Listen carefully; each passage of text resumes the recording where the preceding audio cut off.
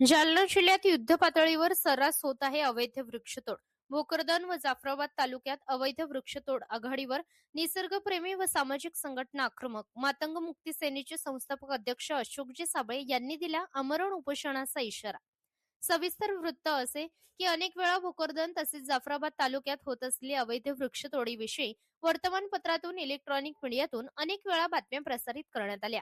सामाजिक संघटनेने निवेदनही दिले, तरी आजपर्यंत वन खात्याच्या वतीने या अवैध वृक्षतोडीवाल्यावर आजपर्यंत कुठलीही कारवाई होताना दिसून आली नाही.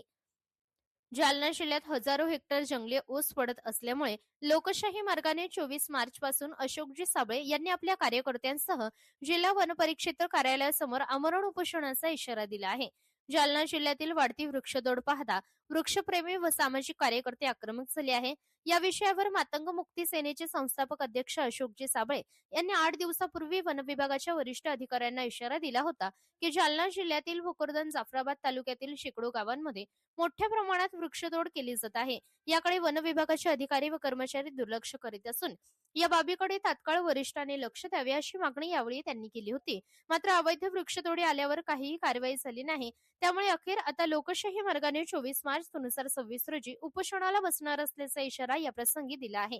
तसेच वन विभागाचे कर्मचारी योगेश डोंबळे व पवार यांची वृक्षतोडीवाल्यासोबत भागीदारी असून मोठ्या प्रमाणात हप्ता वसूल करण्यात येतो व त्यांच्याच पाठबळामुळे ही आयुर्वेदिक वृक्षतोड सुरू आहे.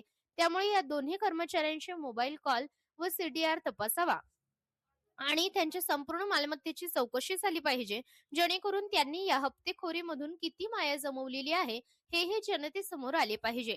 या सर्व मागण्या मान्य न झाल्यास आम्ही कार्यकर्त्यांसह जिल्हा वनपरिक्षेत्र जालना या कार्यालयासमोर आमरण उपोषण करणार आहोत, असे मातंग मुक्ती संघटनेचे संस्थापक अध्यक्ष अशोकजी साबळे यांनी मीडियाशी बोलताना सांगितले आहे. महाराष्ट्र लोक न्यूज चॅनलसाठी प्रतिनिधी बाळासाहेब देशमुख, भोकरदन.